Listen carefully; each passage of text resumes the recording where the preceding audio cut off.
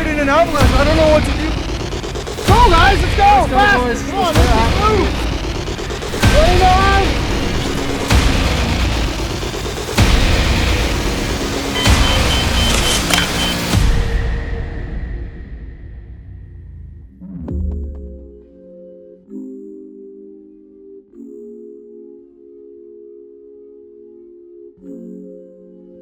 Good morning.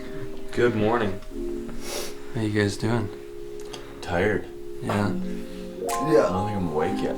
Just gotta throw the last remaining items in the trailer and to Valemount we go.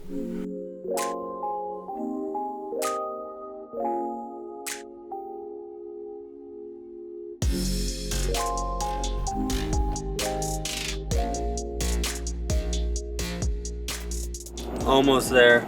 5 hours to our stopping point for tonight. Get some rest and then get at it right away in the morning and finish up the drive to Valemount and then roll right into our Avi course tomorrow night. So looking forward to getting up there.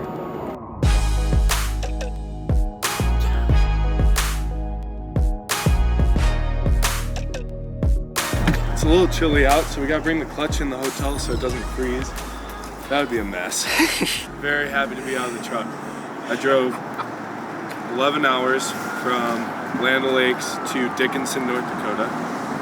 And another 11-ish hours to Idaho Falls. And then I don't even know how many hours we did today, but it's like 10 or 11 more today. And we got 5 more tomorrow. Oh, he's got the Duramax, dude. Good. What's up, man? I'm Andrew. Andrew Todd, Nice to how are you, meet ya. brother? Colin. What's up, Good to see you, buddy. Colin. How much? Yeah. Excited to be up here. Yeah, man. Pretty pumped too. What's up, dude? What's up, Jack? Here we go, man. This is Valemount, baby! Yeah. Wow.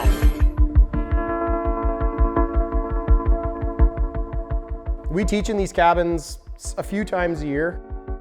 There's many people out there that teach AST. It can be done in many different ways, but it's a standardized approach. The cool thing about Avalanche Canada is they get a curriculum that's a standardized curriculum with the 7 to 8 hours class and then the full field day, and that's AST1. Everybody thinks that an AST1 is this, it's the be all to end all, and it's actually the very bottom of the mountain. It's tree line or below tree line, right? We still have stages to go above that. You guys have been riding for a long time, and by the YouTube stuff that you do, like you've been riding hard for a while. A lot of it's our mental attitude as well, but if we can throw in a really good mental attitude, calm the human factors that catch most of us, we pair our current experience and current knowledge with some of this theory training and with practice with our gear. That's what makes us that well-rounded athlete out there, right? The avalanche safety and being safe out there, it really has nothing to do with how good of a rider you are. It's how aware we are of the factors around us, how aware we are of that terrain and the snow conditions that we're put on.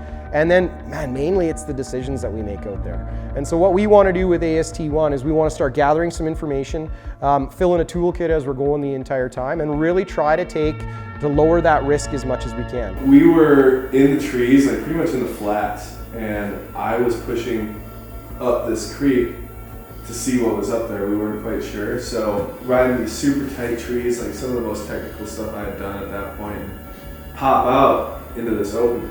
Instantly being able to look above me and see, like, I knew right away it wasn't good because there's a train trap at the bottom. Rolled over, convex.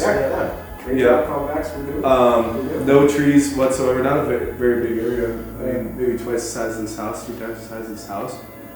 But I remember looking down like, that's not good. What's down I'm like, what's down there? Creek and all trees. I'm like, I got a gap, I could probably shoot there. I have to jump over the bars and hopefully make it across the creek. Or I can make it to that. Are you moving? Yeah. You're moving during all this process, right? Yeah. And I just shot for the other one. And I'm like, oh, okay, that was fine. And I looked behind me in the half the slope line. So, and nobody else could get back there. That was the sketchy part. So while, it wasn't really all that much snow, nobody else would have known where that I had gone down, or would have been able to get back there in the first place because we couldn't go right up the creek bottom. No. Otherwise, Yeah, you rode all the way out and then I went up and followed your tracks back with you and we checked it out. Yeah.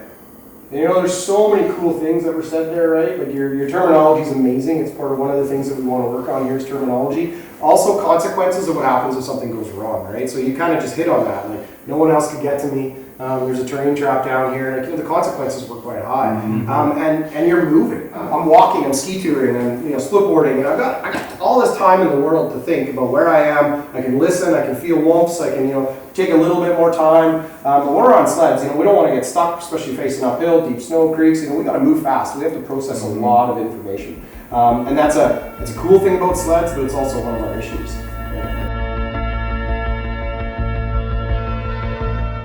You know, what really helps us out there to manage our avalanche risk is a constant vigilance, systematic approach, and years of experience. But it's not as cut and dry as it sounds. It's, you know, just that cup of coffee in the morning, that looking at the avalanche hazard, planning where we're going based on the avalanche hazard, the terrain that we're going to use, the group skill that we have, right?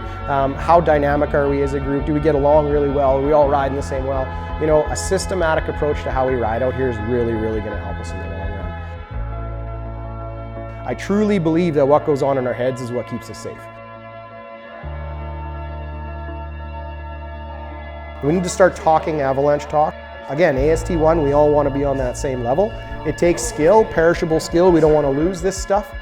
So we need to invest some time. That's why this theory stuff is so important. We need to be able to communicate what we see out there, but more importantly to us, it's like being good with a transceiver. It doesn't matter how good I am if I'm riding with you. I need you to be good if I'm the guy under the snow, right? So, you know, that data that I'm getting from somebody else, you know, I want to be able to interpret that data properly. So you're going to come in from the bottom and kind of trace like you would do a bow tie if you were going around.